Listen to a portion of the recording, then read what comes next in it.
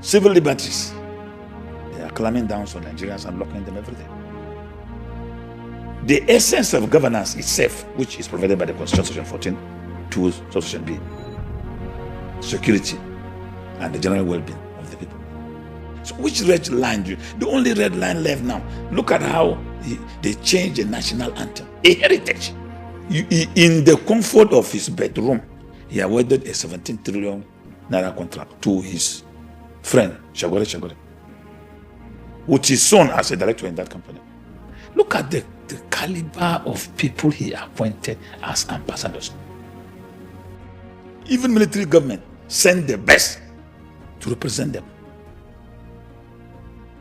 Armed robbers will send imams and pastors to be their ambassadors.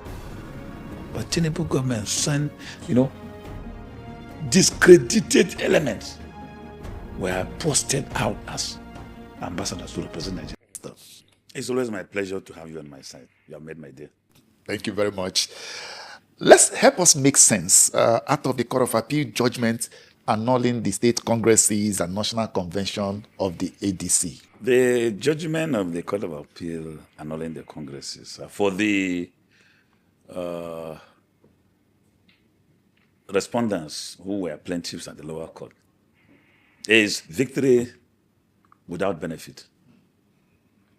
Because they went to court to stop the congresses. And fortunately for them, they were late. And they did not even serve us. So on the day of our national convention, that was the day the matter was heard.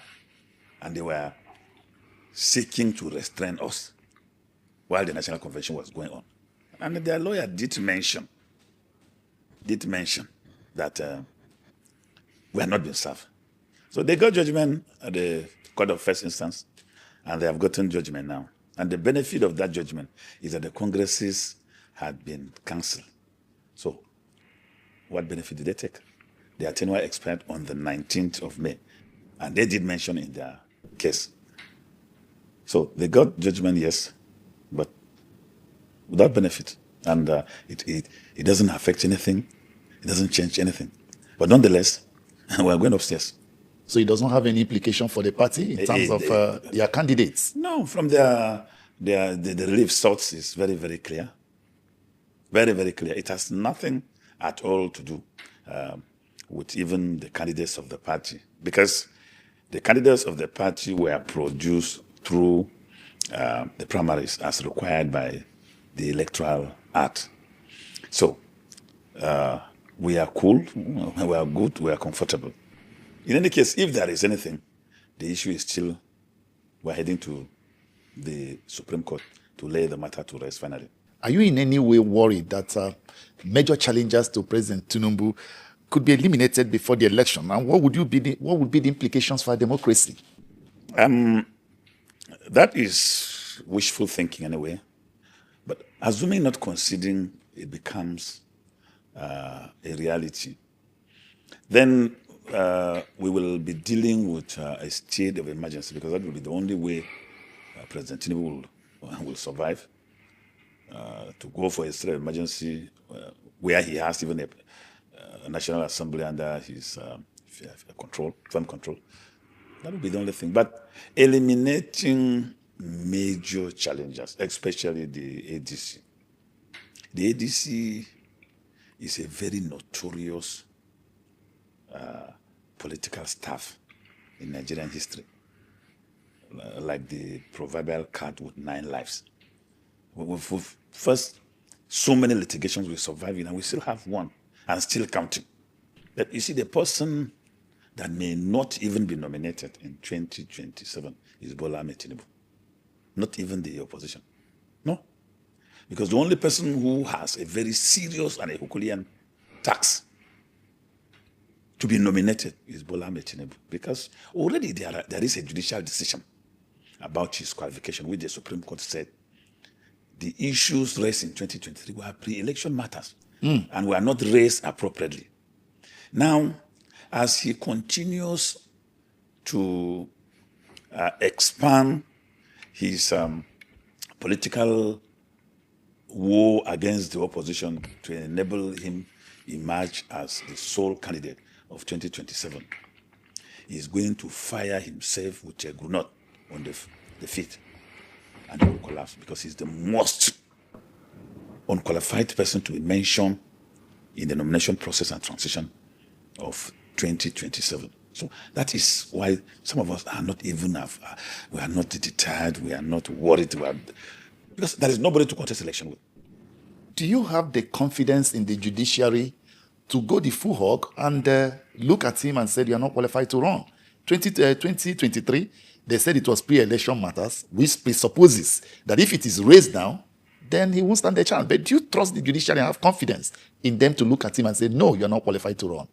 Already a civil society group has filed a petition and has raised these qualification issues, captured it appropriately, and itemized the unanswered question. President Tinubu, in his nomination form of 2023, did mention that he went to government college, whether Ibadan or so. He graduated 4 years before the school was established. He has an NYC exemption certificate in 1995. That was 1985.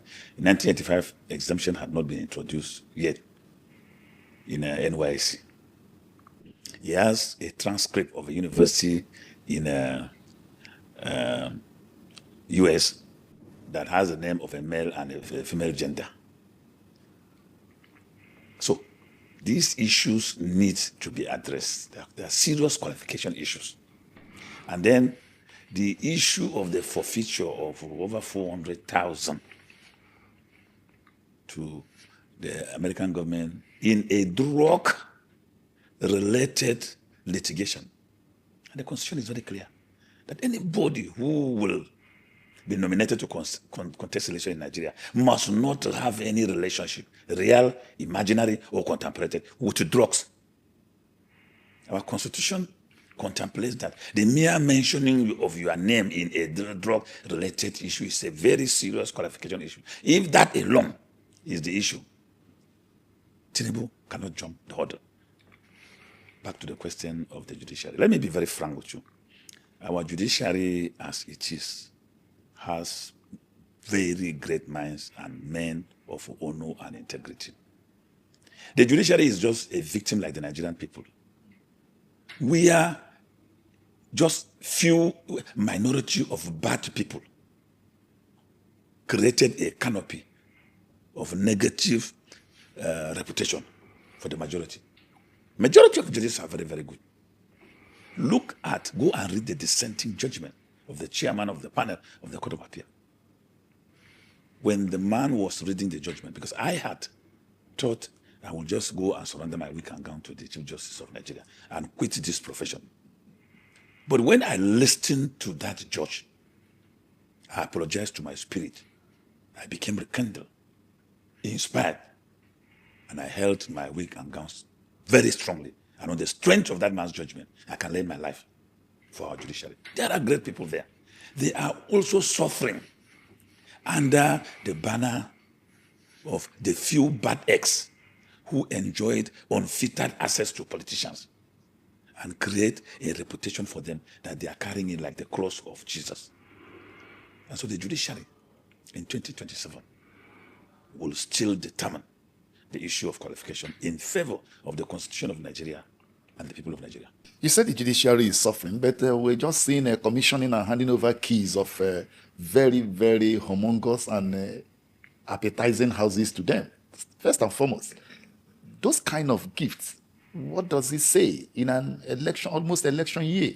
How do you perceive such a gift or whatever government calls it? The judicial officers who are given those properties have the economic capacity to maintain them. They don't. So, those are great gifts. The judges, justices do not have the economic capacity to maintain those structures. They don't. So, it's just like blackmailing. So they've just been blackmailed. That singular act of coming out in an election year, in a transition year, to build houses for the judiciary. Like this Munda shall never yes. According to this man, he said Tinubu has crossed every red line. He says the only line we Tinubu cross now the line of election. You understand? See, another one, Tinubu cross. He don't cross every red line. You understand? Well, if you believe this man, so you'll drop your total conversation. For me, this man, I believe what he talk. You understand? Because if you see him, nothing what Tinubu never do. You understand? To stain down this country called Nigeria. You understand? Nothing. In terms of borrowing money, carrying loans. You understand? They do sorts of things. You understand? The inflation, economic hardship, everything. Everything got upside down. So which red line till we cross? So now the election. Now I never cross. You understand? So if no one may cross that red line of election, everybody to protect their votes. You understand? Protect your votes. Protect your votes. Guide your votes. Now that one. Now that one be the advantage we will get now. So that's what it be. Well, I don't matter too much. Don't talk to the conversation. I want to help me to share.